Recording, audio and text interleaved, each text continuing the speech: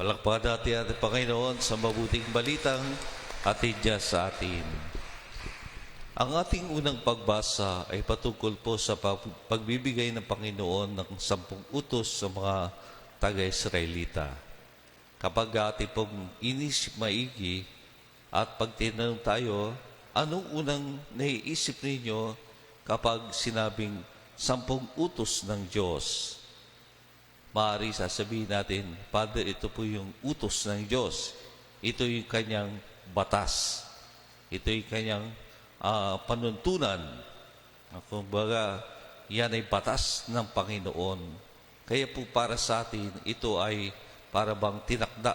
Dapat nyo sundin yan. Batas. No? Pero po alam po ninyo, kapag yung isang bagay po ay medyo meron pong dating sa atin na matigas, katulad batas, meron tayong tendency na tayo ay pumiglas. No? Tayo ay nagprotesta. Batas yan. Anong batas yan? Klase? Batas militar. O, nagprotesta tayo. Anong batas yan? Batas sa ganito. Ayaw namin yan. Kaya meron tayong kumbaga, laging paghindik doon sa batas na yun. Pero po, wag po natin tandaan, itong 10 utos ng Panginoon ay hindi isang batas, kundi ito po ay isang pamantayan ng ating ugnayan sa Panginoon. Pamantayan ng ating ugnayan sa Kanya. At ano ugnayan yun? Yung ugnayan ng nagmamahal. So, ito pong 10 utos ng Diyos ay hindi batas, kundi isang pamantayan kung paano tayo magmahal. So, meron tayong relasyon sa Diyos.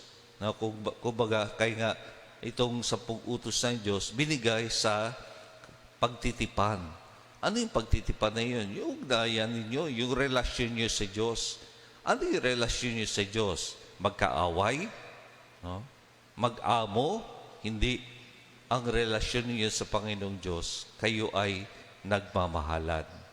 At kapag mahal mo ang isang tao, yung nais niya ay yung sinusunod. Hindi matigas o mahirap sa iyong gawin, sapagkat yung ginagawa mo ay ginagawa mo ng may pagmamahal.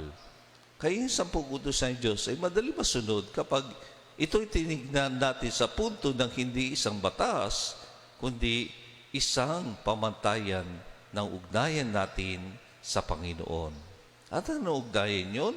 Yung ugnayan natin ng may pagmamahal. Kaya nga, every time na tayo lumalabag sa utos ng Diyos, hindi utos niya ang ating nilalabag. Anong ginagawa natin? Sinisira natin yung ating ugnayan ng pagmamahal sa Diyos. Kaya po ang kasalanan ay hindi paglabag sa utos ng Diyos. Ang kasalanan po ay ang pagsira natin sa ugnayan natin sa Panginoon. Tayo ay humihiwalay sa Panginoon. Katulad po ng pagbasa, may yung pagbasa doon sa yung isang anak na alibuga. Yung kanya, humiwalay siya sa Panginoon. Humiwalay siya sa kanyang ama. And then, kanyang naramdaman ang katuyuan, ang kawalan. Ganun din po ang kasalanan. Kapag tayo po'y nahihiwalay sa Diyos, tayo po'y nasisira sa ating buhay. Kaya po, ang pinakamahalaga po para sa atin ay yung tayo po ay sumunod sa kalooban ng Diyos at alisin natin yung mga bagay-bagay na naghihiwalay sa atin sa Panginoon. Kaya nga, sa ating ebanghelyo, nakita natin ang Panginoon. Nagalit po siya. Nagalit siya at sa kanyang pinagtabuyan, inalis, tinaob yung mga pamilihan doon. Tinaob niya lahat. Inalis niya, pinalayas niya. Yung mga labesa, pinagtataob niya. Pinag-alis niya. Nagalit ang ating Panginoon. Anong galit yun? Galit ng pagmamahal. Yun ay galit na kung saan nilalapastangan mo ang templo ng Panginoon. Kaya po para sa ating Panginoon, inalis niya yun sapagkat yung mga bagay na yun humahad lang. Hindi na makapasok yung mga tao doon. Hindi na nila makita ang Panginoon dahil doon sa mga ginawa na nilang palengke ang bahay ng Panginoon. Yung kumbaga nawala na. Hindi na nakita ang Panginoon sa kanilang buhay.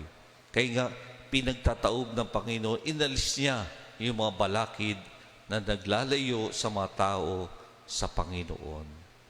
Tayo rin po mga minamahal ko kapatid, dapat din po natin itaob, alisin, no? Iwaksi, alisin yung mga bagay-bagay na naglalayo sa atin sa Panginoon at ating muling ayusin ang ating ugnayan sa ating Panginoong Diyos. Kaya po itong 40 days na ito, maganda po itong pagsasaayos natin ng ating ugnayan sa Panginoon. Ang tanungin natin, kumusta kayo ni Lord? Kumusta kayo ng Panginoon? Okay ka ba sa Panginoon? Maganda ba ang ugnayan mo sa Panginoon? Ano mga bagay-bagay na naglalayo sa iyo sa Panginoon? At ngayong panahong ito ng Kwaresma, ito yung panahon ng paglilinis. Ito yung panahon muli ng pag-uugnay. Muli nating ibalik ang pagmamahal natin, ang alab sa Panginoon sa pamamagitan ng pagiging tapat at masunurin araw-araw sa kanyang buhay. Iikot natin ngayon mga kapatid ang ating mga ulo.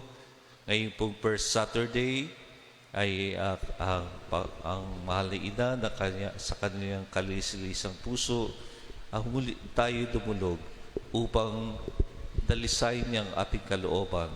Alisin natin ang lahat ng balakid, ang sira at dumi na naglayo sa atin sa Panginoon. At muli natin ibalik ang alab at pagmamahal ng ating pagsunod at pagtalima sa kanyang kalooban araw-araw sa ating buhay. Amen.